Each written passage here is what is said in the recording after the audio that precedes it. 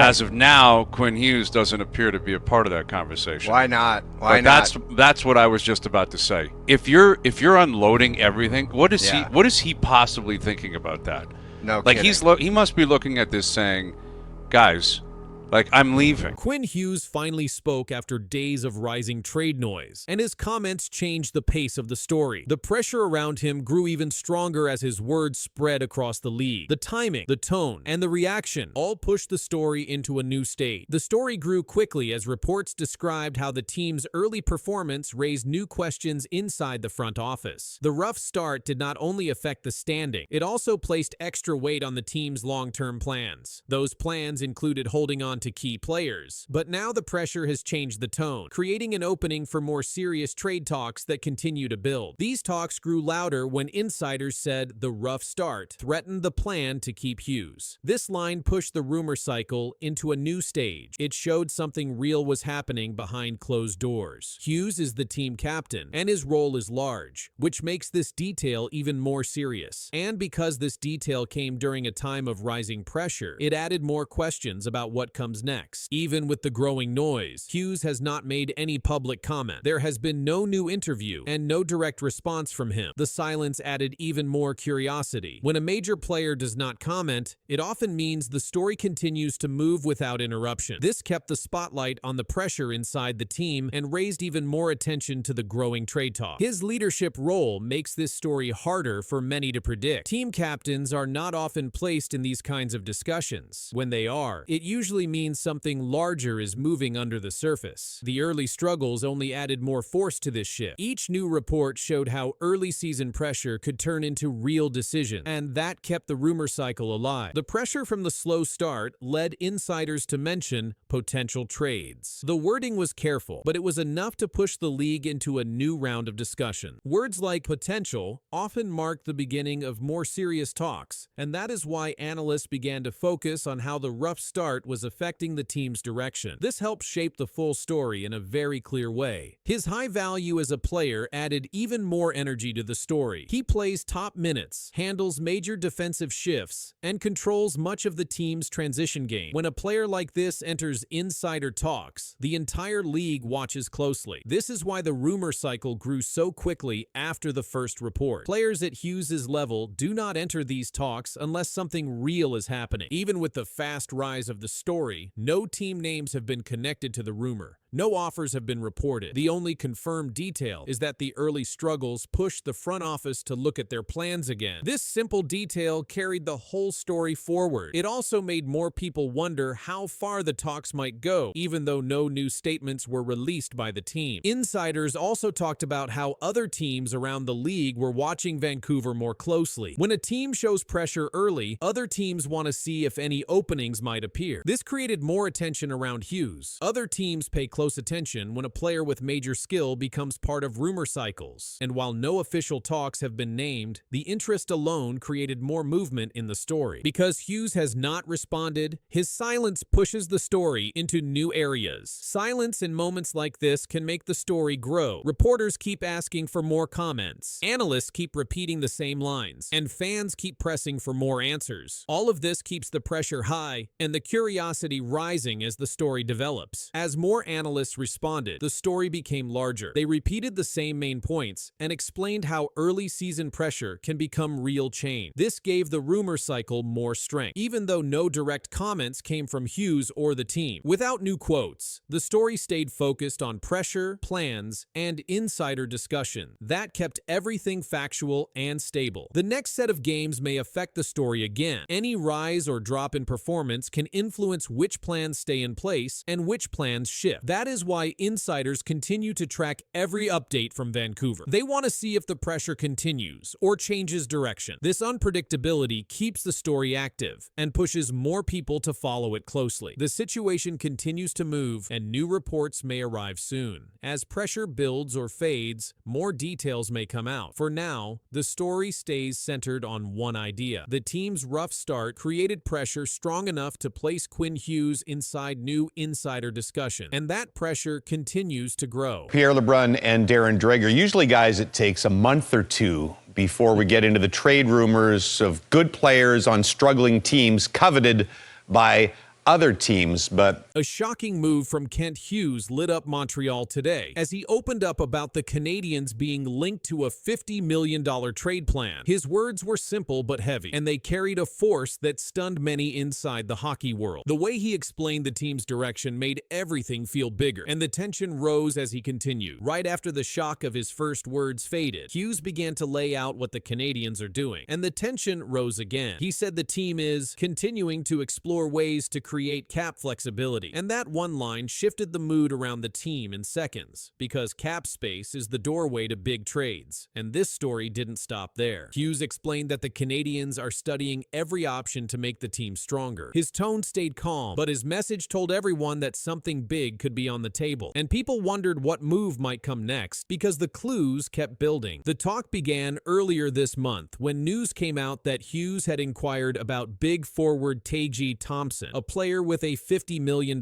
contract. Reports said the Sabres told teams that Thompson was not available at this time, but the fact that the Canadiens even called showed a new level of ambition, and the idea of Montreal chasing big names created more tension. Then came another layer of the story. Observers noted that 2 Nashville Predators scouts were seen at the Bell Center, and the timing lined up with Montreal's hunt for major help. Hughes did not confirm talks with Nashville, but the puzzle pieces kept stacking, and people watched to see how the picture would form next. Hughes also said something that surprised many people. The Canadiens are not forced to trade Carey Price's contract, even though it is large. He said, "We're fine. We don't have to trade Carey Price. If we can find a trade to move his contract that makes sense for us and makes sense for another team, we'll pursue it. But we don't have to." That message showed control, but it also kept the door wide open, and that created more suspense. At the same time, the Canadiens have been building a stronger group. Hughes said the young players grew up a lot last season. He praised captain Nick Suzuki and talked about the progress in the room. These comments hinted that the team sees a chance to get better faster, and that added weight to the trade story that kept growing. But the salary cap is still tight. Reports showed Montreal started the season about $6 million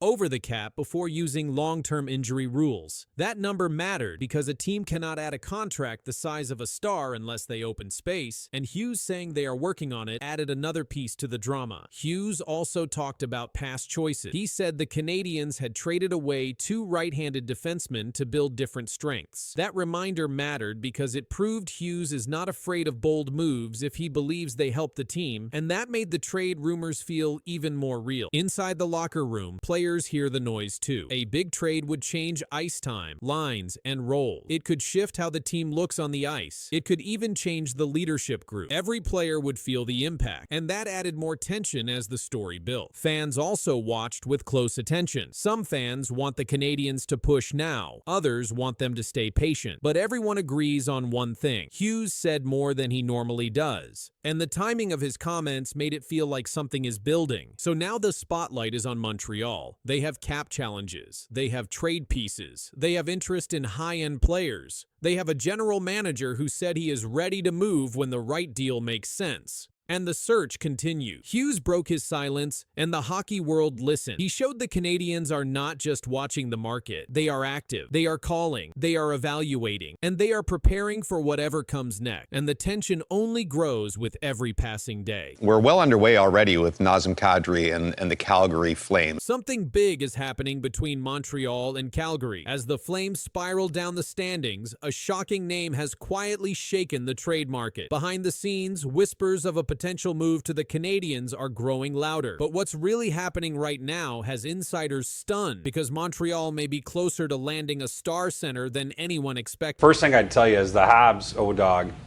my understanding is, listen, they've gone through the entire league in their preparations internally and have a list of what centers could potentially pop up between now and next season, and obviously ahead of the March 6th trade deadline this year. You name a name, and it's come up internally with the Montreal Canadiens. And yes, Nazem Kadri is one of those names. I think the Habs would have interest in him. Nazem Kadri's name has become one of the most active in NHL trade circle. The Calgary Flames sit at 2-8 and 1-11 game, their worst start in years. Kadri leads the team with 8 points in those contests and is now just 4 games away from reaching the 1,000 game milestone in his NHL career. Despite his performance, the growing instability inside Calgary has sparked league-wide trade speculation. According to multiple reports, the Montreal Canadiens are one of several teams exploring center options. TSN insiders Pierre LeBrun and Darren Dreger confirmed that Montreal continues to search for a true second-line center to strengthen their roster. LeBrun noted that if Calgary ever decides to move Kadri, the Canadiens would be a logical fit. However, both analysts emphasize that the Flames are nowhere close to making that decision. Kadri's contract remains a significant fact. He is signed through 2029 with a $7 million cap hit. Originally protected by a full no-move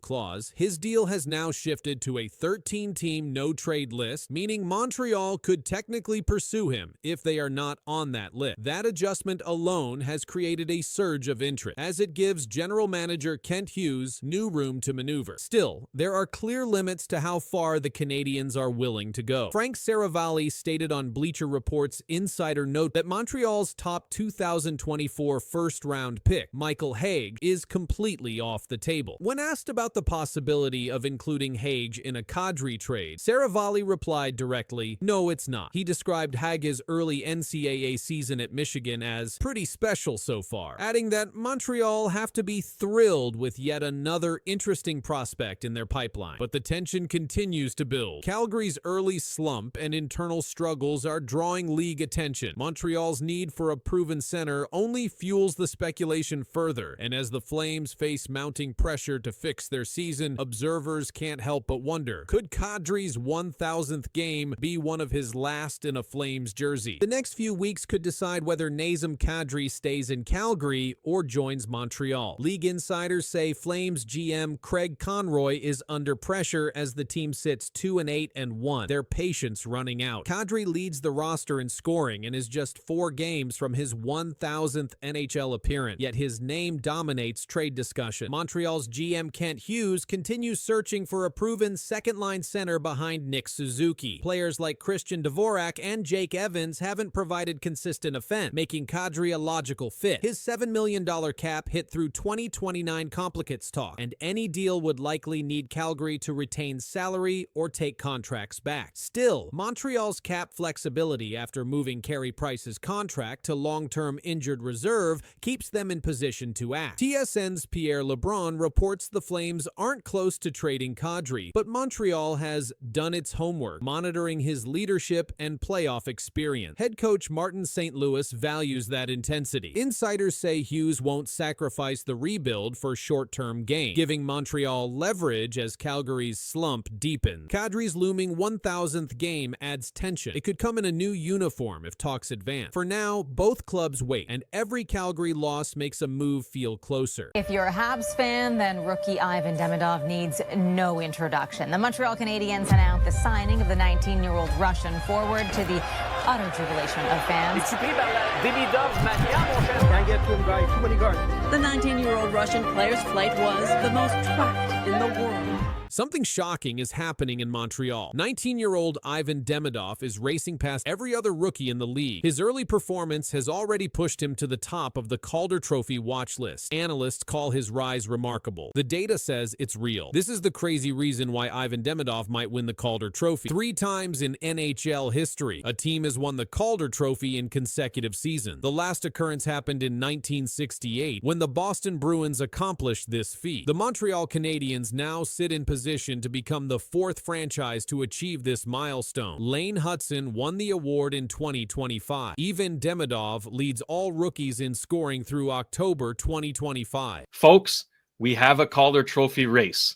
Ivan Demidov is right back in it. 9 points in 10 games to start the season. Ivan Demidov has 9 points through his first 10 NHL games in the 2025-26 season. He has scored 2 goals and recorded 7 assists. This places him first among all rookies in scoring. Demidov became the first Canadiens rookie to score 9 points in his first 10 games since Stephen Lebeau in 1989-1990. On October 25th, 2025, Demidov recorded his first 3-point game in the NHL. He scored 1 goal and added 2 assists in a 4-3 victory over the Vancouver Canucks. Montreal Canadiens captain Nick Suzuki commented on Demidov's play. "He's a great player on the power play," Suzuki said. "His poise and vision, he's always finding play, finding seams. He's got a good shot, and he's probably run every single power play he's ever been on, so he's got a lot of reps on those." Head coach Martin St. Louis moved Demidov to the first power play unit before the game against Vancouver. St. Louis explained his decision. "I've known all along that Demi can play on the first power play," St. Louis said. "I got to a certain point with Demi where I felt like he had showed me that he's willing to play on the other side of the game, the defensive game, and he's bought in, and he's actually very attentive and trying to keep getting better." The Canadiens' power play statistics improved after adding Demidov to the first unit. Without Demidov on the first power play unit, Montreal averaged 93 shots per 60 minutes. With Demidov, the team produces 125 shots per 60 minutes. This represents a 34% increase in shot production. High danger scoring chances also increase. Without Demidov, the Canadiens generated 22 high danger shots per 60 minutes on the power play. With Demidov, they produce 36 high quality chances per 60 minutes. This equals a 63% increase in dangerous scoring opportunity. Demidov currently plays 13 minutes and 47 seconds per game on average. He skates on a line with Alex Newhook and Oliver Kapanen at 5-on-5. NHL conducted a preseason poll for the 2025-26 Calder Trophy race. 15 voters participated in the poll. Demidov received 74 voting points. He earned 14 first-place votes. Matthew Schaefer of the New York Islanders finished second with 39 points. Jimmy Snuggerud of the St. Louis Blues placed third with 19 points. During the 2024 NHL Scouting Combine, Demidov answered a question about which player he most resembled. "I think it's a combination of Kirill Kaprizov and Jack Hughes," Demidov told Montreal Canadiens manager. Matthew Schaefer was selected first overall by the New York Islanders in the 2025 NHL Draft. He turned 18 years old on September 5, 2025. He became the youngest defenseman in NHL history to score a game-winning goal at 18 years and 46 days old. He extended his career-opening point streak to 6 games. Schaefer recorded his first multi-point game during this stretch. Jimmy Snuggerud was selected 23rd overall by the St. Louis Blues in the 2022 NHL Draft. He scored 51 points in 40 games during his final season at the University of Minnesota. He recorded 4 points in 7 regular season games for the Blues at the end of the 2024-2025 season. He added 4 points in 7 playoff games. Demidov averages 2.7 shot attempts per game and 0.9 shots on goal per game through the first 10 games of the season. He maintains a +3 rating. Demidov uses a wide skating stance referred to as 10-2 positioning. This technique allows him to move east-west across the ice with speed. Elite Prospects 2024 NHL Draft Guide described Demidov's skill set. The guide stated, "Every move serves a purpose, whether improving the quality of his look as a shooter or creating openings in the defense that he can exploit as a distributor." Dan Milstein serves as Demidov's agent through Gold Star Hockey. Milstein discussed Demidov's mental approach to the season. "He deleted all social media from his phone and completely disconnected from the media," Milstein said. "Ivan focuses only on hockey and family. His personal stats don't really matter to him." The Montreal Canadiens hold an 8-3-0 record through October 28, 2025. They sit in first place in the Atlantic Division. Nick Suzuki has 13 points during a 9-game point streak. This represents the longest point streak in the NHL for the 2025-26 season. The Canadiens have 3 third-period comeback wins this season. This total leads the NHL. Montreal went 2 for 3 on the power play in their victory over Vancouver on October 25, 2025. The Toronto Maple Leafs have won the Calder Trophy 10 times. This represents the most wins by any franchise. The Chicago Blackhawks rank second with 9 Calder Trophy winners. 10 defensemen have won the Calder Trophy since 1980.